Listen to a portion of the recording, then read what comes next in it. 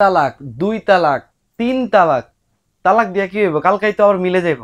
ভাই নিউজে ঢুকলে দেখি যে হিরো আলমের 1 তালাক 2 তালাক, এগুলা দেখা আর কি কইতাম কন? এগুলা দেখে আর কিছু করার আছে? এগুলা দেখে কিছু কইতে মন চায় না, তারপরেও আর কি কইতে কইতে নিয়ে আসলাম আপনাদের লাগে জামদানি শাড়ি। এত সুন্দর টার্সেল করা ব্লাউজ পিস সহকারে জামদানি। আমি একটু দ্রুত দেখাবো, এরপরের গুলো সবগুলাই এরকম ব্লাউজ পিস সহ থাকবে, টার্সেল করা থাকবে। আমরা হচ্ছে এই ঢাকায় জামদানি অরিজিনাল এগুলো দেখবো। সবগুলো হচ্ছে কি 72 কাউন্টের মধ্যে একদম আছে, আবার 60 কাউন্টের মধ্যেও আছে। কিছু কিছু জামদানির আপনার কাউন্ট অনেক বেশি আছে, কারণ কাজগুলো একটু আপনার বিভিন্ন রকম ভাবে করা। তো যাই হোক, আপনারা কি হিরো আলমের 1 তালাক 2 তালাক দেখেছেন?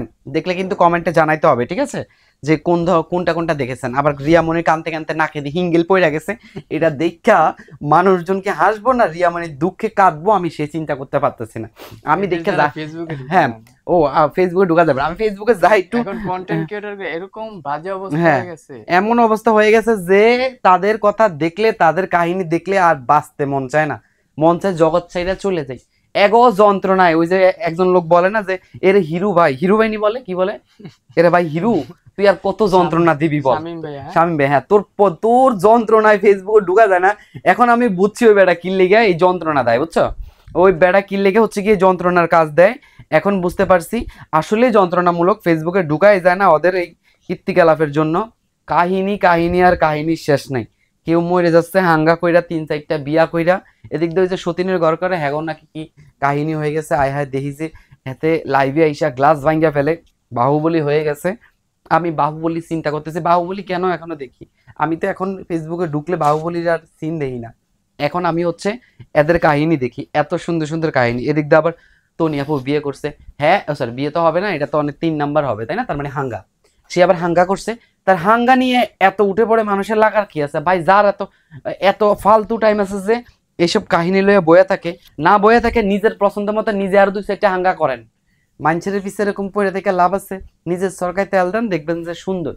ওই যে দেখি যে এখন আবার মানুষের কি পরিমাণ টাইম আছে যে দেশ গড়ব, সরকার হবে একজন, দেশ গড়ব 10 জন, আর 10,000 জন পিছন পিছন ঘুরে। তুই যে হ্যাঁ হ্যাঁ 10 সেকেন্ড ব্যাক টু ব্যাক, এই আর কাহিনী। ভাই রে ভাই, ওই বেটি কয় যে স্বামীর জন্য কে কেনেছি, এখন দেখি সেও বলো গান। সে দেখি আজকে একটা ব্লগ করে, আমার স্বামীকে নিয়ে আমি যাচ্ছি এক জায়গায় দাওয়াত খেতে বাইকে করে, বুঝছিস। এখন ঘরে ঘরে সব ব্লগার, ও সরি ব্লগার না ব্লগার, এমন এমন ব্লগার কন্টেন্ট ক্যারেক্টার আছে, ক্যারেক্টার বলবো, সব মানে কি একটা অবস্থা হয়ে গেছে। এদের যন্ত্রণায় আমাদের ভিডিও, আমরা এত সুন্দর জামদানি দেখাই, এগুলো দেখার টাইম পাই না, মানুষের দেখতে টাইম পায় না, খালি সারাক্ষণ এদের এইসব কীর্তিকলাপ।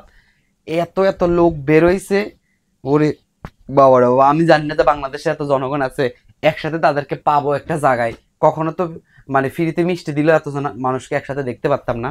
কিন্তু ভাগ্যিস ভালো, বাংলাদেশে এই যে ফেসবুক নামক কন্টেন্ট ক্রিয়েটর নামক কিছু কাহিনী আসছে, যার জন্য এখন এগুলো দেখতে পারতেছি।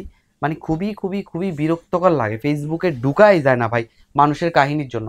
এই দিকটা আর যারা হচ্ছে গিয়ে ব্র্যান্ড প্রমোটার আছে, তাদের লাইফ টাইম যে একটু দেখবো, তাদের কাহিনী যে একটু দেখবো, তারা যে ভালো ভালো প্রোডাক্ট সম্পর্কে হচ্ছে অ্যাডভাইস দিচ্ছে, তাদের ডিটেলস দিচ্ছে, এগুলো দেখার টাইমে পাচ্ছি না ভাই। আমাদের দরকার হচ্ছে গিয়ে সামনে কিভাবে আসে সানজিদা আপু আসে, কিভাবে হচ্ছে গিয়ে আমাদের বারিশা হক আপু আসে, কিভাবে আমাদের একজন ভালো বিজনেসম্যান আছে তারা আসে, কি কথা বলে হচ্ছে লাইভে এসে, বা কি বিজনেস ডিটেলস দিচ্ছে, এগুলো হচ্ছে কি দেখার খুব ইচ্ছে। কিন্তু এগুলো আসার মতো কোনো চান্সই পাচ্ছি না।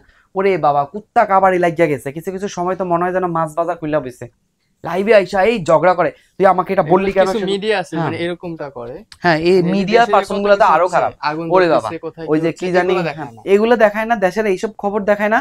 ওই যে কেক বিক্রি করতে গেছে একজন চান্দের সিল্ক শাড়ি পরে, দেখছিস, ঠোঁট মোটা এদুর লিপস্টিক পরে আইছে, হ্যাঁ নাকি ওই যে ভাত বিক্রি করে, তার নাকি পালিত মেয়ে নাকি সালিত মেয়ে, যাই হোক তার কি জন্মগত বাপ নাকি।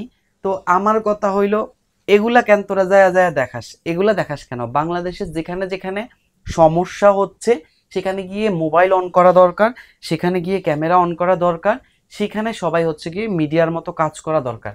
সেগুলো কাজ করলে বাংলাদেশের কোন অঞ্চলে কোন কোন জায়গায় সমস্যা হয় সেটা আমরা জানতে পারবো, সেটা আমরা দেখতে পারবো। আমাদের তত্ত্বাবধান সরকার থেকে শুরু করে আমাদের সাধারণ নাগরিক যারা আছে, তারাও আইনের মাধ্যমে হোক বা বেআইনের মাধ্যমে হোক কোনোভাবে না কোনোভাবে প্রবলেমগুলো মিটাতে পারবে। দেখেন কিছু কিছু আমি দেখি ব্লগাররা বিভিন্ন জায়গায় সমস্যা। সেদিনও যে একজন ভদ্রলোক মসজিদের মুয়াজ্জিন ছিল, তার কারণে সে কোনো কাজকর্ম পায় না, তার বৃদ্ধ মাকে রেখে তার বউ চলে গেছে, কারণ হচ্ছে গিয়ে সেই বৃদ্ধ মা কি করে, বাসায় প্রস্রাব পায়খানা করে। তো এটার জন্য উনি এত মানুষ যাওয়া আশা করে ওই রাস্তা দিয়ে, উনি দেখে পাইছে, পরে মানুষের কাছে জানাইছে খবরটা, মানুষে আসছে, 4 লাখ টাকা সবাই দিয়ে দিছে আমাদেরকে 3 দিনের মধ্যে ওনাকে হেল্প করার জন্য।